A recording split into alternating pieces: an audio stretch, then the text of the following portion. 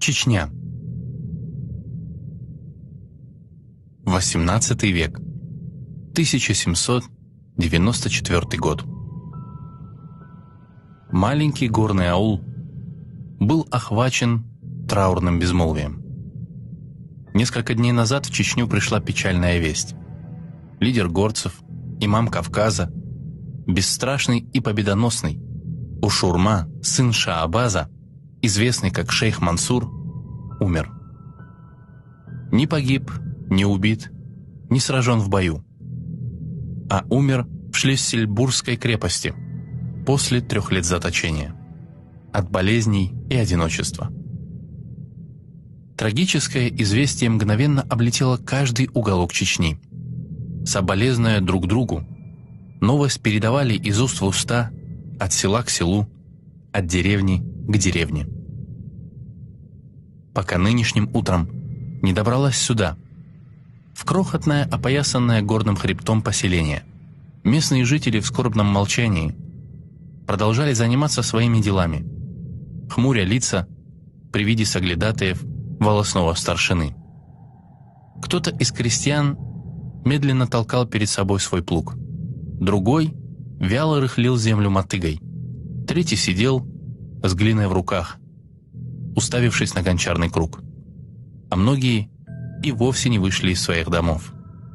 Каждый сельчанин понимал, что символ сопротивления, который на протяжении долгих лет вдохновлял отважных юношей на борьбу за свободу, навсегда погас. Но больше всех был опечален крестьянин Иди. Мрачный, погруженный в себя, хромая, бродил он по аулу, бросив все дела, периодически приговаривая: «Так не должно происходить. Воины так не умирают». Не тревожила его больше пагода, не беспокоило возможное отсутствие урожая и совсем не радовало рождение прошлой ночью его первенца.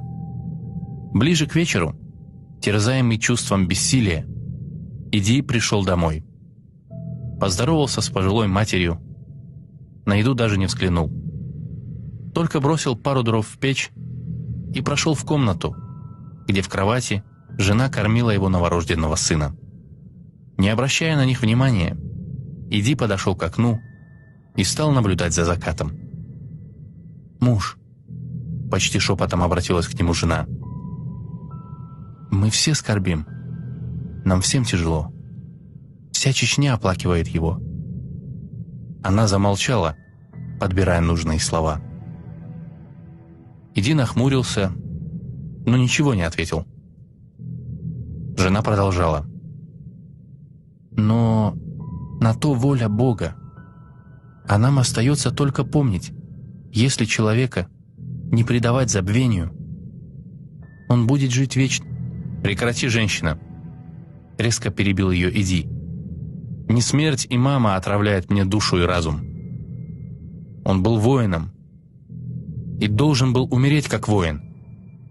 На поле боя, с кинжалом в руке, с воинственным кличем на устах, а не в тюрьме, от голода, тоски, страданий и мучений, подобно дикому зверю, запертому в клетке. Но и это не является причиной печали в моем сердце, ибо нет у меня сомнений, что история воздаст имаму Кавказа все почести сполна. Я скорблю о другом». Последнюю фразу Иди сказал тихо, со всем смирением. Солнце уже скрылось за горами, и в небе появились первые звезды. Опираясь на здоровую ногу, Иди пристально вглядывался в умирающий во мраке небосклон, будто надеялся разглядеть в сумерках искорку надежды. С последними лучами солнца угасла величайшая эпоха в истории нашего народа. Спокойно сказал он. «Наступила долгая ночь, и рассвета не будет никогда». Голос Иди становился тверже. «Век героев прошел. Грядет время дряхлых стариков и беззащитных крестьян, бесчестных старейшин и сладкоречивых льстецов, лживых проповедников и продажных имамов.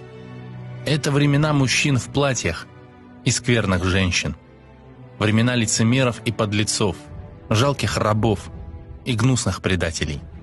Тон Иди стал выше. Почти рыча он продолжал: «Лучшие мертвы, а худшие живы. По земле нашей свободно разгуливает урус, размахивая шашкой. Муллы читают проповеди, писанные в казачьих уездах. Старосты выстраиваются в очередь с доносами на самых близких. Глупые юноши, распираемые фальшивой гордостью, щеголяют в царских мундирах. А наши дети будут прислуживать тем, кто убивал наших отцов. Наступает темнота, в которой канут в безвестность имена предков и подвиги героев. И не разбудит нас на рассвете орлиный крик, созывая лучших сыновей на бой. Не заиграет мелодия острой стали, не поднимет вихрь топот тысяч коней, не прозвучит с самой высокой горы боевой клич. Не услышим мы больше или о славных деяниях храбрых мужей, о яростных и ожесточенных сражениях с превосходящими силами противника, о доблестном прорыве конницы сквозь плотные ряды врага. Не будут воспеты конохой, что ежедневно начищали до блеска свою честь и отдавали жизнь, сладострастно идя навстречу смерти. Никто более не поднимется, разбив оковы. Никто не научит нас гордо жить, свирепо сражаться и храбро умирать. И никогда не услышим мы призыв за свободу, что веками наполнял сердца наших отважных предков неистовым бесстрашием, сплачивая их в одно целое, объединяя в несокрушимую мощь, наводившую ужас на всякого, кто встанет у них на пути. Наконец Иди перевел дух и совсем паник, словно исчерпанный сосуд. В его глазах блеснули еле заметные слезы. «Нет, жена, вовсе не храброго имама Кавказа я оплакиваю», — тихо сказал он, «а мою бедную, истерзанную, измученную, но никогда не преклонявшую колено Чечню, которая умерла в ту ночь вместе с шейхом Масуром». После этих слов Иди ничего не добавил. Он продолжал вдумчиво смотреть в окно, за которым медленно поднималась луна. Тихое потрескивание дров в глиняной печи дополняло траурную атмосферу, царившую как в доме Иди, так и во всем ауле. После недолгой паузы он впервые посмотрел на своего первенца. «Я знаю, в честь кого я назову моего сына». Розовый, пухлый младенец лежал на руках матери, хлопая ей еще не до конца раскрывшимися глазками. «Ты опоздал», — робко ответила жена, боясь задеть этими словами мужа. «Нана уже дала ему имя. Нана уже дала ему имя». Иди фыркнул и снова отвернулся к окну. «Всего-то хотел дать сыну имя воина», — сказал он с досадой в голосе, «в память о великом человеке, а не гончара и кожевника». Поистину прошел век героев. Иди помолчал минуту, всматриваясь в ночь. Потом вздохнул и, смягчив тон, спросил: «Ну, и как его зовут?» Она немного смутилась, заметив переменчивость в настроении мужа, и чуть заметно улыбнулась. В небе наконец взошла полная луна, свет от которой заполнил темную комнату. Где-то неподалеку, впервые за несколько лет, тихо завыл волк. Жена посмотрела на малыша, погладила его крохотный лоб и спокойно ответила: «Его зовут Байсангур».